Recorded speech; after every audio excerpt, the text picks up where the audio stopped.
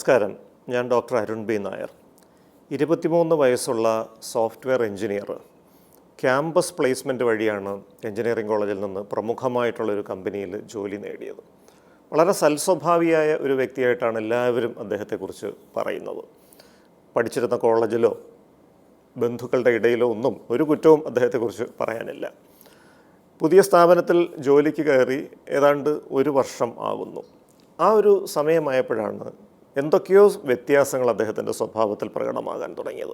കൃത്യസമയത്ത് തന്നെ ജോലിക്ക് വരികയും കൃത്യസമയത്ത് മാത്രം പോവുകയും ചെയ്തിരുന്ന ആൾ പല ദിവസങ്ങളിലും രാവിലെ താമസിച്ച് ജോലിക്ക് വരാൻ തുടങ്ങി.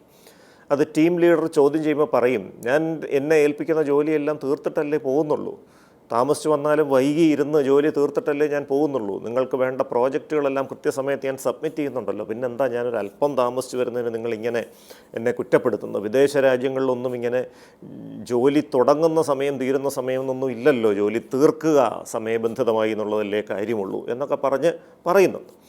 അദ്ദേഹം പക്ഷേ ഏൽപ്പിക്കുന്ന ജോലികളൊക്കെ ഏകദേശം കൃത്യതയോടെ പൂർത്തീകരിക്കുന്നതുകൊണ്ട് അങ്ങനെ ടീം ലീഡേഴ്സിന് പുള്ളിക്ക് വലിയ കുറ്റമൊന്നും പറയാനും ഇല്ല. അവർ കുറച്ച് ഫ്ലെക്സിബിലിറ്റിയൊക്കെ അനുവദിച്ചു കൊടുത്തു. അപ്പോൾ 9 മണിക്ക് ജോലിക്ക് വരേണ്ട ആൾ 10:30-ക്കും 11-നും ഒക്കെ വരുന്നു. പക്ഷേ തീർച്ചയായിട്ടും വന്നു കഴിഞ്ഞാൽ വൈകി ഒക്കെ ജോലി തീർത്തിട്ടേ പോവുകയുള്ളൂ. ജോലിയുടെ ഗുണനിലവാരവും മെച്ചപ്പെട്ടതാണ്. ഏതാണ്ട് ഒരു 6 മാസം മുൻപാണ് ആ സ്ഥാപനത്തിൽ തന്നെ ജോലി ചെയ്യുന്ന ഒരു വനിത ഒരു വെളിപ്പെടുത്തൽ നടത്തിയത്.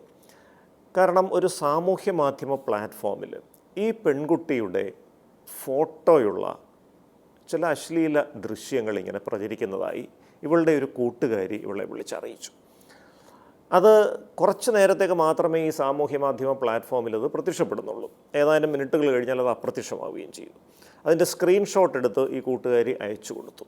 അപ്പോൾ അത് മോർഫ് ചെയ്ത ഒരു സംഗതിയാണ് എന്നുള്ളതാണ് ഇവൾക്ക് മനസ്സിലായത്. കാരണം ആ പറഞ്ഞ പോലത്തെ ഒരു ഫോട്ടോ ഇല്ല, ആ പറഞ്ഞ ബാക്ക്ഗ്രൗണ്ട് പോലെ ഒരു സ്ഥലത്ത് ഇവർ പോയിട്ടുമില്ല. അപ്പോൾ തീർച്ചയായിട്ടും അത് മോർഫ് ചെയ്തൊരു ഫോട്ടോ ആണെന്ന് വ്യക്തമാവുന്നു. പിന്നീട് കുറച്ച് കഴിഞ്ഞപ്പോഴാണ് ആ ഓഫീസിൽ തന്നെയുള്ള 4-5 പെൺകുട്ടികൾ സമാനമായ പരാതികൾ ഉയർത്താൻ തുടങ്ങി. ഈ ഓഫീസിൽ തന്നെ ജോലി ചെയ്യുന്ന പെൺകുട്ടികളുടെ ഫോട്ടോസാണ് ഇങ്ങനെ മോർഫ് ചെയ്യപ്പെട്ട് സാമൂഹ്യ മാധ്യമങ്ങളിൽ അത് പ്രചരിക്കുന്നത്. അപ്പം ഇങ്ങനെ വന്നപ്പോൾ ഇതെന്താണ് ഇതിൻ്റെ പുറകിലെന്ന് കണ്ടെത്താനായിട്ട് ആ സ്ഥാപനത്തിൽ തന്നെ ജോലി ചെയ്യുന്ന മറ്റൊരാൾ ശ്രമിക്കുകയാണ്. അദ്ദേഹത്തിൻ്റെ സാങ്കേതിക പരിജ്ഞാനവും മറ്റുമൊക്കെ ഉപയോഗിച്ച് ഈ സാമൂഹ്യ മാധ്യമ പ്ലാറ്റ്ഫോമിൽ കയറി നോക്കിയപ്പോൾ സ്വാഭാവികമായും ഒരു ഫേക്ക് അക്കൗണ്ട് എന്ന് വേണമെങ്കിൽ പറയാവുന്ന തരത്തിലുള്ളൊരു അക്കൗണ്ടിൽ നിന്നാണ് ഈ പറഞ്ഞ മോർഫ് ചെയ്യപ്പെട്ടതായ ഫോട്ടോകളൊക്കെ അപ്ലോഡ് ചെയ്തിരിക്കുന്നത്.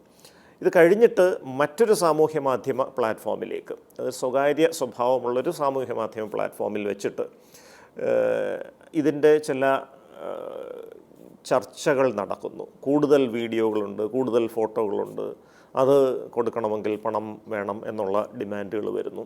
അപ്പോൾ ഈ ഫേക്ക് അക്കൗണ്ട് ക്രിയേറ്റ് ചെയ്ത്, ഇപ്പോൾ ഈ ഓഫീസിൽ തന്നെയുള്ള മറ്റൊരാൾ ഒരു ഫേക്ക് അക്കൗണ്ട് ക്രിയേറ്റ് ചെയ്ത് ഈ സാമൂഹ്യ മാധ്യമ പ്ലാറ്റ്ഫോമിൽ ഇത് ഈ പറഞ്ഞ മോർഫ് ചെയ്ത ഫോട്ടോസ് അപ്ലോഡ് ചെയ്യുന്ന ആളുമായിട്ട് ആശയവിനിമയം നടത്തുന്നു, ചാറ്റ് നടത്തുന്നു.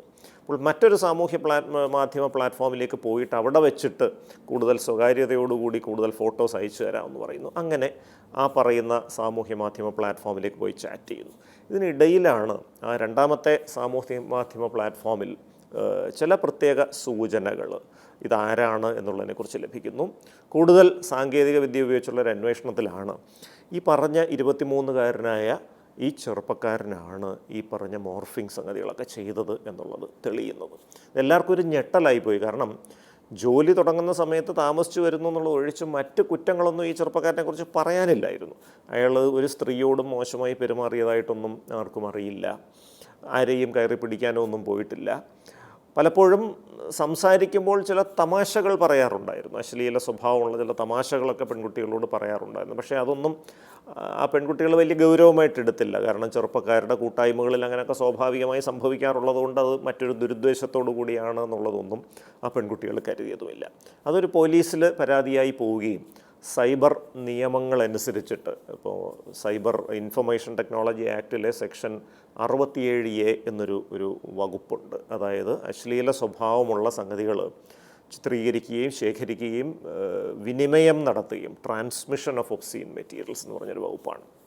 ആ വകുപ്പ് പ്രകാരം അദ്ദേഹത്തിന് പേരിൽ കേസ് ചാർജ് ചെയ്യുകയും ചെയ്തു. എന്തുകൊണ്ടാണ് ഈ നല്ല സ്വഭാവമുണ്ടായിരുന്ന, നന്നായി പഠിച്ചിരുന്ന, മികച്ച അക്കാഡമിക് ബാക്ക്ഗ്രൗണ്ടുള്ള ഈ 23-കാരനായ ചെറുപ്പക്കാരന് ഇങ്ങനെയൊരു കുൽസിത കർമ്മത്തിന് മുതിർന്നത് എന്തുകൊണ്ടാണ് എന്നുള്ളത് എല്ലാവർക്കും ഒരു അത്ഭുതമായിരുന്നു. അപ്പോഴാണ് അദ്ദേഹത്തിൻ്റെ കോളേജിൽ പഠിച്ചിരുന്ന, അദ്ദേഹത്തിൻ്റെ സഹപാഠിയായിരുന്ന ഒരു പെൺകുട്ടി, ആ പെൺകുട്ടിയുമായിട്ട് കോളേജിൽ പഠിക്കുന്ന കാലം തൊട്ടേ നല്ല ഒരു ബന്ധമുണ്ട്, സൗഹൃദമുണ്ടായിരുന്നു. അത് പ്രണയമായി മാറി. 3 വർഷത്തോളം നീണ്ടു നിന്നൊരു പ്രണയവുമായിരുന്നു. ഈ പ്രണയം ഏതാനും മാസങ്ങൾക്ക് മുൻപ് പിരിഞ്ഞു.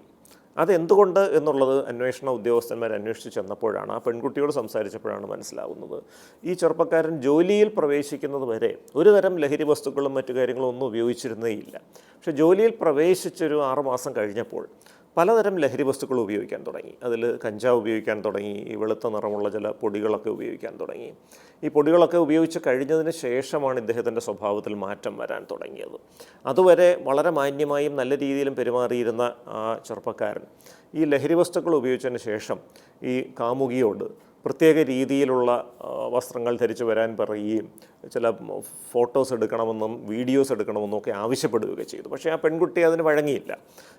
എനിക്കതിന് താല്പര്യമില്ല, കാരണം ഇതൊരു ഡിജിറ്റൽ രീതിയിൽ ഇതെടുത്ത് വെച്ച് കഴിഞ്ഞാൽ ഏതെങ്കിലും കാലത്ത് എന്തെങ്കിലും രൂപത്തിൽ ഇത് മറ്റാരെങ്കിലും കൈവശപ്പെടുത്തി കഴിഞ്ഞാൽ അത് പ്രശ്നം ഉണ്ടാകുമെന്നൊക്കെ പറഞ്ഞ് അവർ തമ്മിലൊരു തർക്കമുണ്ടായി. ആ തർക്കത്തിൻ്റെ ഒടുവിൽ അത് വഴക്കിട്ട് ആ ബന്ധം പിരിഞ്ഞു എന്നുള്ളതാണ്. അപ്പോൾ ഈ ലഹരി വസ്തുക്കൾ ഉപയോഗിക്കുമ്പോൾ, പ്രത്യേകിച്ച് ഈ രാസലഹരികൾ ഉപയോഗിക്കുമ്പോൾ നമ്മുടെ തലച്ചോറിന് വരുന്ന മാറ്റങ്ങളാണ് പലപ്പോഴും ഇത്തരം കർമ്മങ്ങളിലേക്ക് മനുഷ്യനെ നയിക്കുന്നത്. ഈ രാസലഹരികൾ ഉപയോഗിക്കുമ്പോൾ തലച്ചോറിലെ ഡോപ്പമിൻ എന്ന രാസവസ്തു അമിതമായി ഉയരുകയും അതേ തുടർന്ന് അമിതമായ ഒരു ലൈംഗിക ആസക്തി വരും. ഇതേ തുടർന്നാണ് പലപ്പോഴും ഇങ്ങനെയുള്ള ഈ ഡിജിറ്റൽ ലോകത്തിൽ, ഇപ്പോൾ അദ്ദേഹത്തിന് താല്പര്യമുള്ളവരോ അദ്ദേഹത്തിന് വൈരാഗ്യമുള്ളവരോ ആയ പെൺകുട്ടികളുടെ മുഖചിത്രങ്ങൾ വെട്ടി മറ്റ് നഗ്നചിത്രങ്ങളിൽ ഒട്ടിച്ച് വെച്ച് മോർഫ് ചെയ്ത് അങ്ങനെയുള്ള സാങ്കേതിക വിദ്യകളും മറ്റുമൊക്കെ ഉപയോഗിച്ച് പലതരത്തിലുള്ള കാര്യങ്ങൾ ചെയ്യുന്നൊരവസ്ഥയിലേക്ക് പോകുന്നു.